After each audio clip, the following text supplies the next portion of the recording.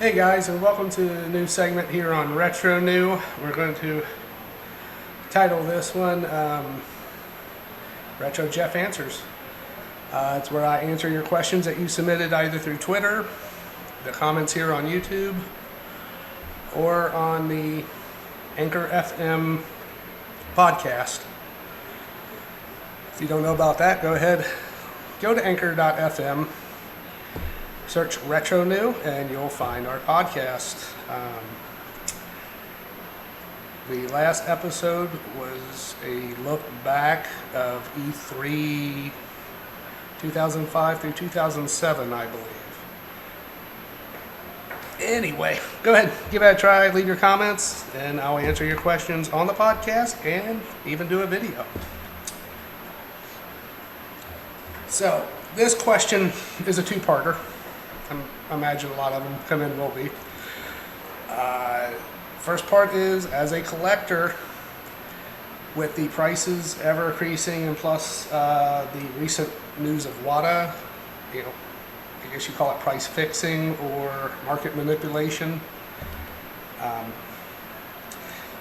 Is it fun being a collector today? My answer would be, to the first part of that question, is yes. Anyway, the second part of that question was, if not, what ruined it?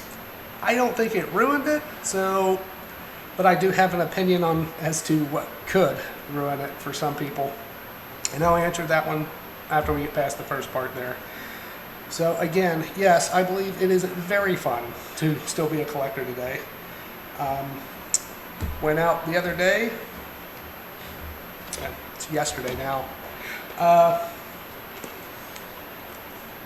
3 pickups, a 360 and 2 PS2 games.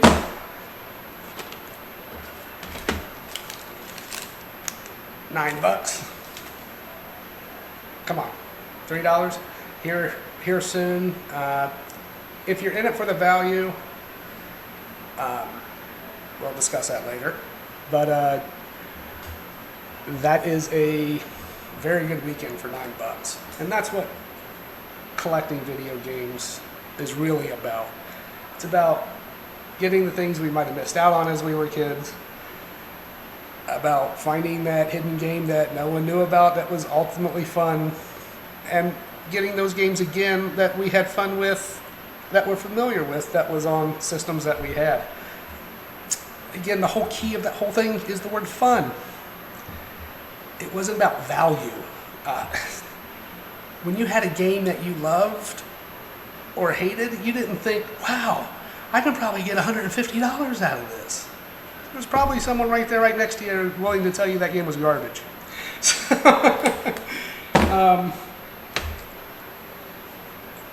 It's about fun, guys.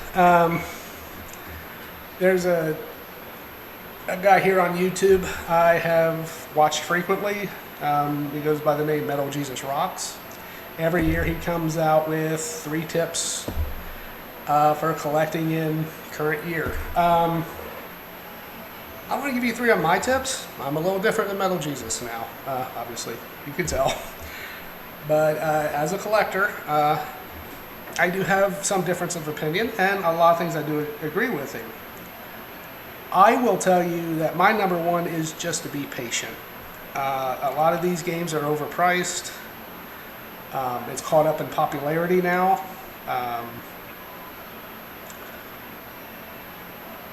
Just because it's $50 today, it could be $5 2 years from now. Don't think that if you don't buy it now, you'll never get it. Many of these games aren't as rare as they'd have you believe, and they're nowhere near worth the price that they're selling them for. You will find them. Be patient. With that said, number 2 will be get a budget. There's a such thing as a good deal. There's a such thing as a fair deal. But there's also that big thing that exists, and that's a bad deal.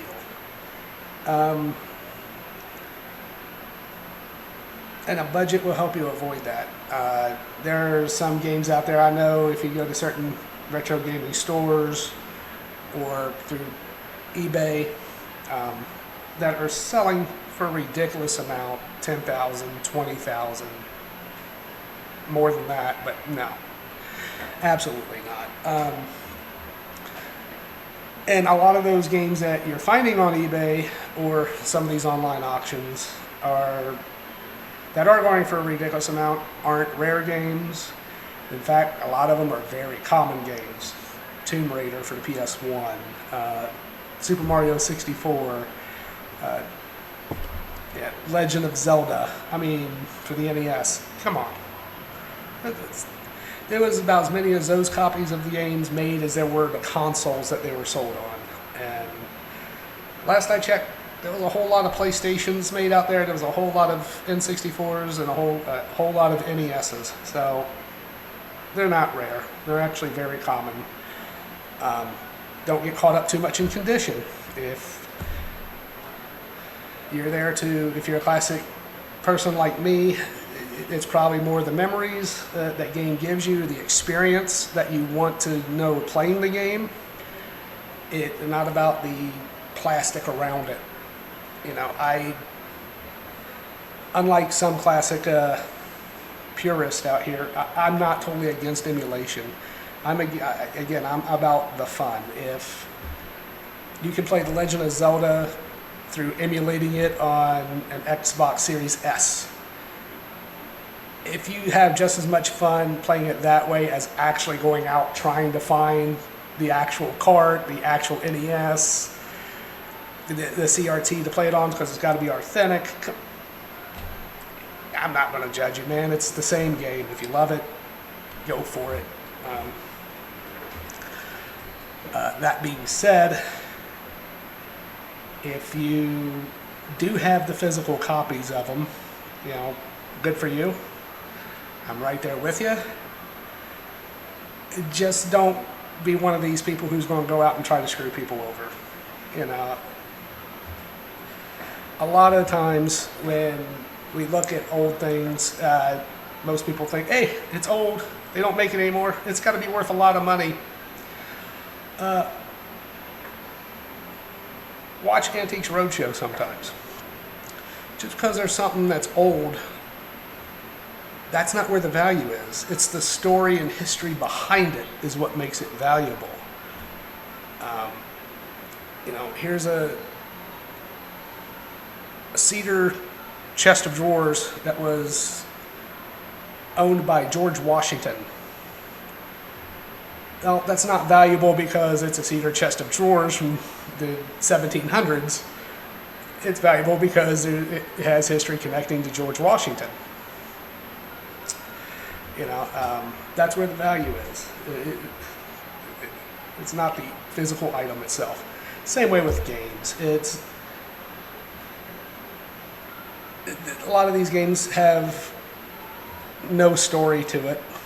Sitting in someone's garage or basement or closet, sitting in there for 5 years, 10 years. Someone just wants to get rid of it.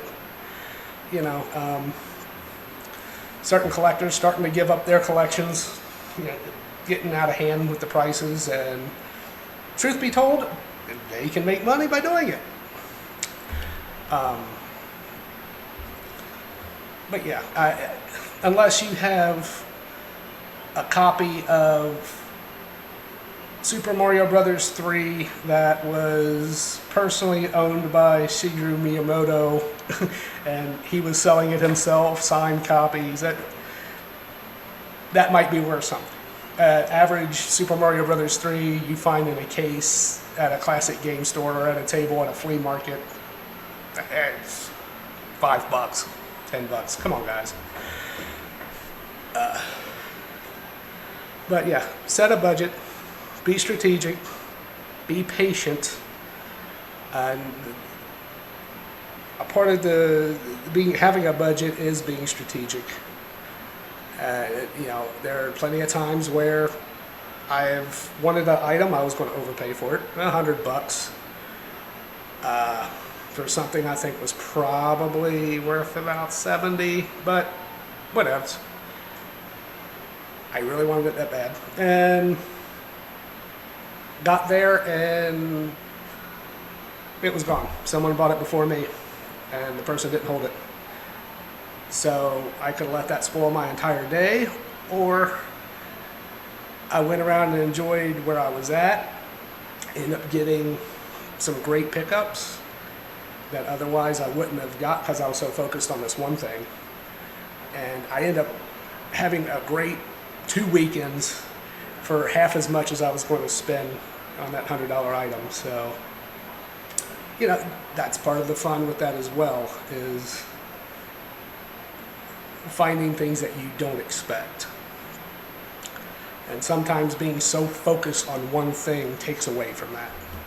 So when you go to a flea market or a swap meet, flea market, excuse me, I already said that, but a yard sale, don't expect that they're going to have any games.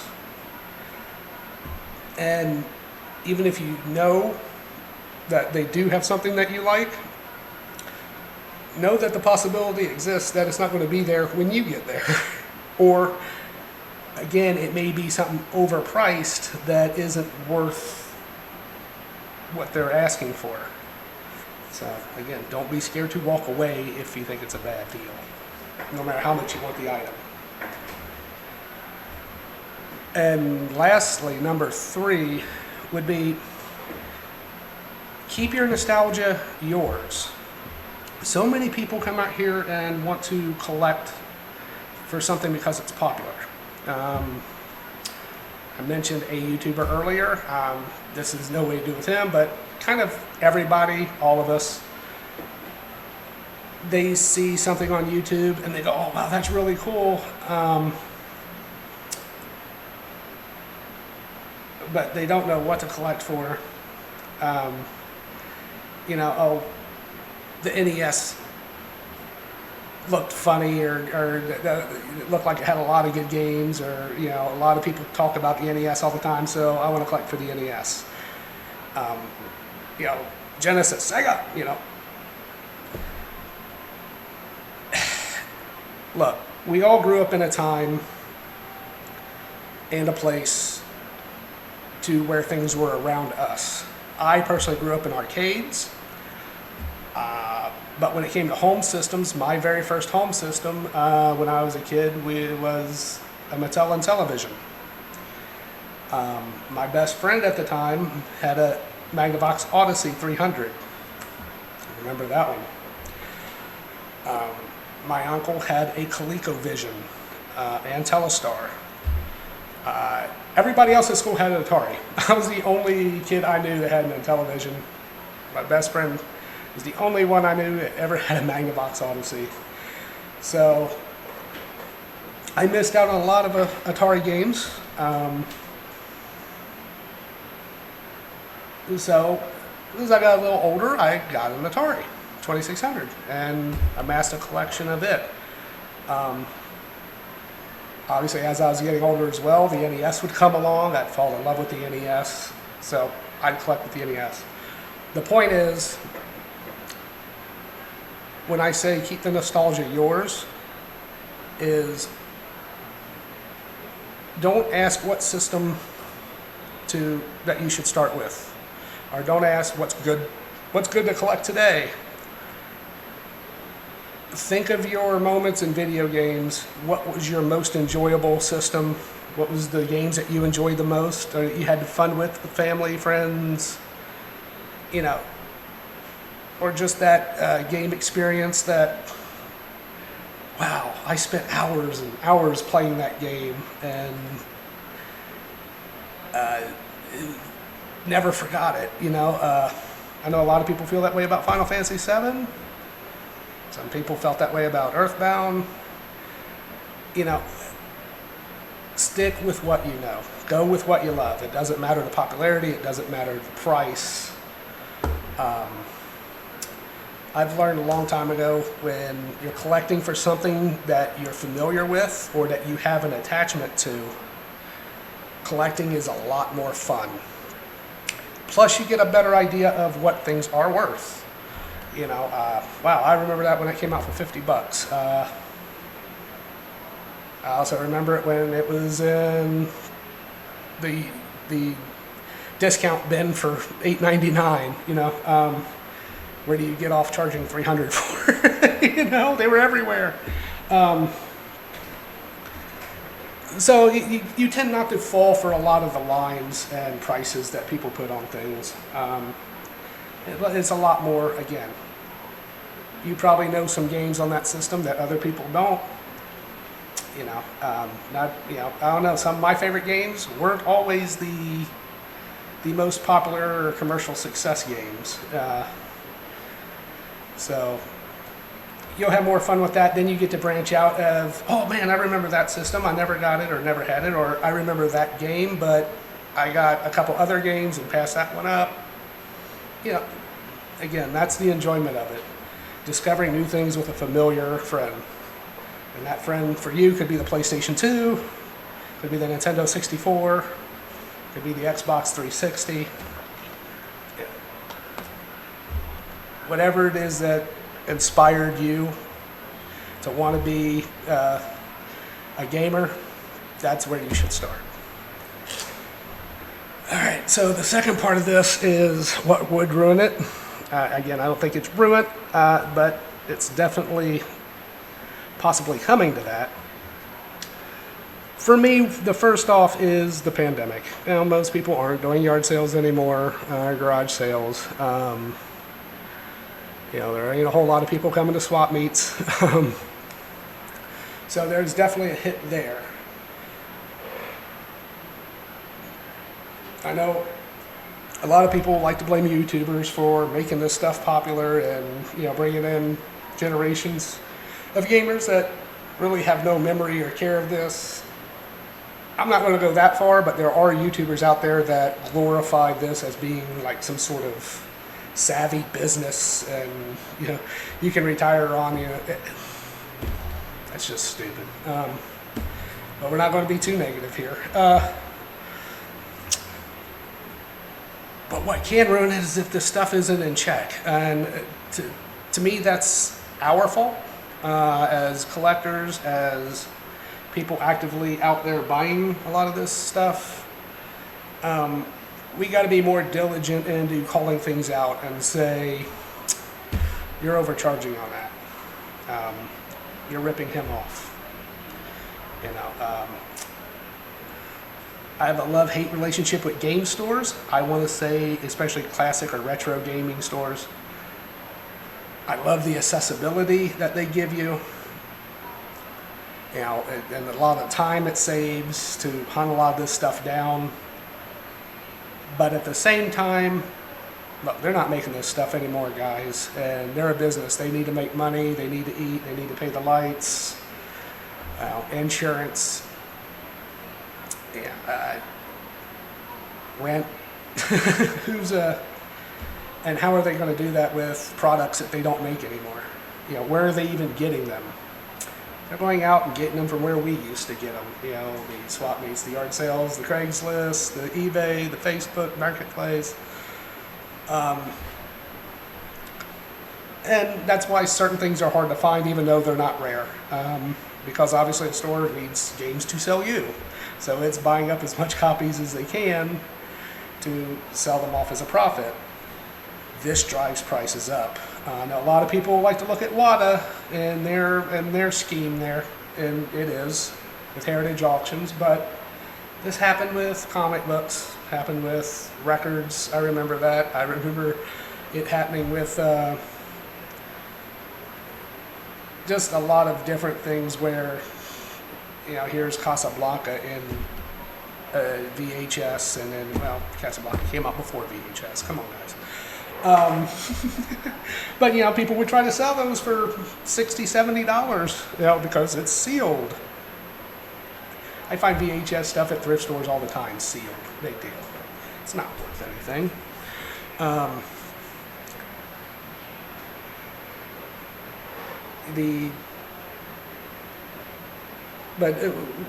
We need to stop buying this stuff at these prices. You can sell something. It's a can of Coke. I can put it on eBay and sell it for $700 if I wanted to. And no, you shouldn't pay $700 for a can of Coke. But I can do that. That's our free market society, right? You have the freedom of saying, go blank yourself. And that's kind of what we need to do. A lot of these people aren't collectors. They're in there to play a money game and to take advantage of people's naivety and the nostalgia factor and the emotional attachment. And we just need to stop buying it. Eventually it's coming down. It will come down. I believe here in a couple years, 5 years maybe, PlayStation 2, Xbox 360. Start getting them now if you're a collector. Because I think once the millennials start to get in their 40s and start to reminisce of stuff that they were kids, I think the PlayStation 2 is probably going to be, as well as the Xbox 360, it is going to blow up. And I think that's going to keep physical media going for a while. It's eventually going to crash because everything's going digital.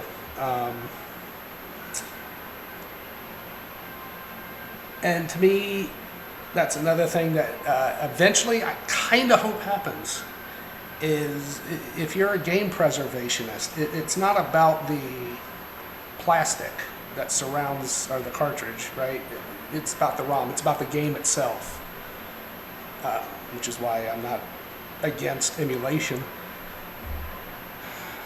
But I don't know, maybe we can get Nintendo involved, Activision, Atari SA, Sega, Namco. You need to get a lot of these companies involved in taking a lot of these old games and putting them on servers to where they're accessible at all times. There's going to be days where these hardware, these systems, that Atari 2600 or ZX Spectrum, it's going to have a hardware failure. Something's going to happen to it. The chip's going to burn out, something. Especially with these CD-based consoles, the Saturn, the PlayStation. Heck, even when they were brand new, there were hardware problems as far as the eye burning out or the motor burning out, and it's not always going to be a fixable problem.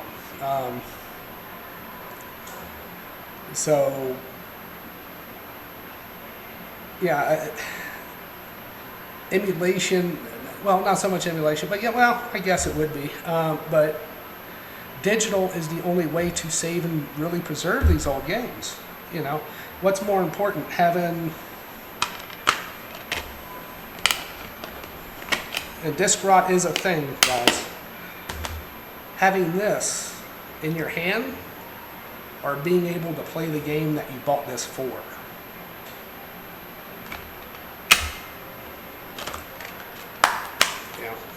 Like I said, disc rot is a thing. Some of these games are going to go bad.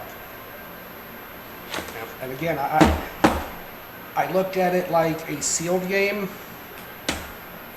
and some collectors, and I'm a little guilty of this myself, of keeping games just sitting on a shelf and never being played. That's a waste. These games are meant to be played. Even if you hate it. Somebody worked on this game. Someone put it on a drawing board and worked months in coding and testing and, well, sometimes testing. But you know what I'm saying. There's just a lot of people and work behind a lot of these games, whether if they're bad or not. They're meant to be played, because if you think they're bad, someone out there might think it's good. I don't always like the popular game.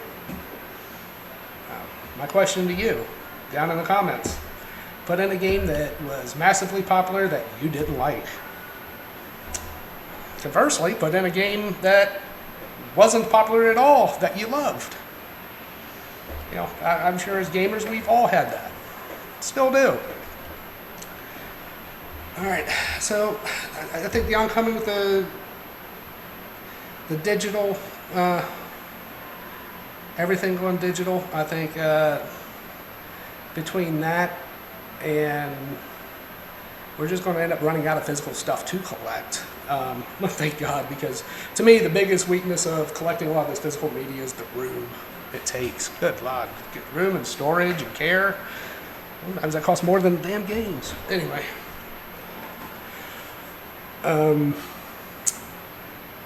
Between that, the greed, I think, will eventually get busted like it did in the comic book world, like it did in, everything else. Baseball cards. Notice a lot of those stores that did that, say a comic book and said, oh, this is rare and it's signed, end up getting busted because the signature was actually a rubber stamp that was printed over 500,000 times. And every comic book store from Maine to Hawaii had two to three copies of the damn thing. It wasn't rare, it wasn't worth jack.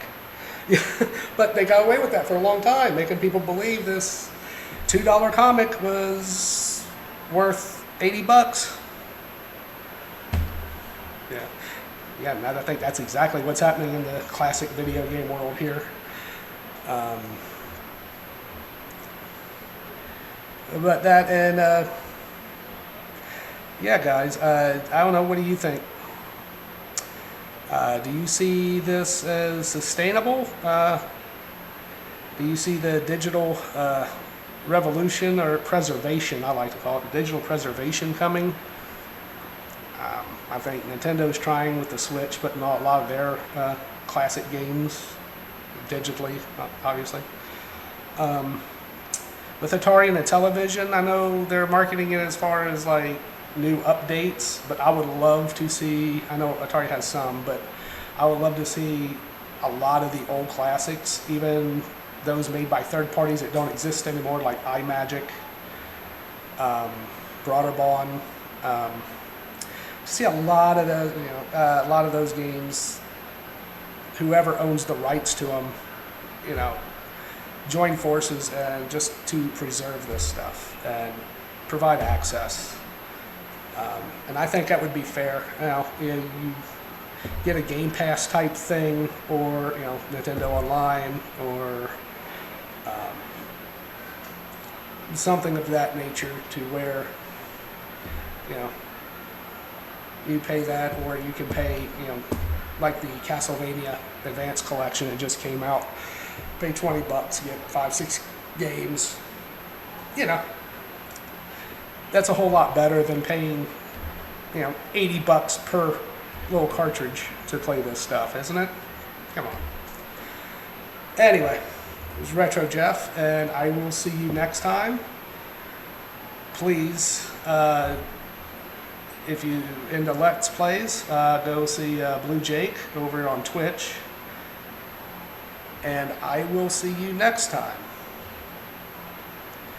Until then, this is RetroJeff wishing you the best of goodbyes.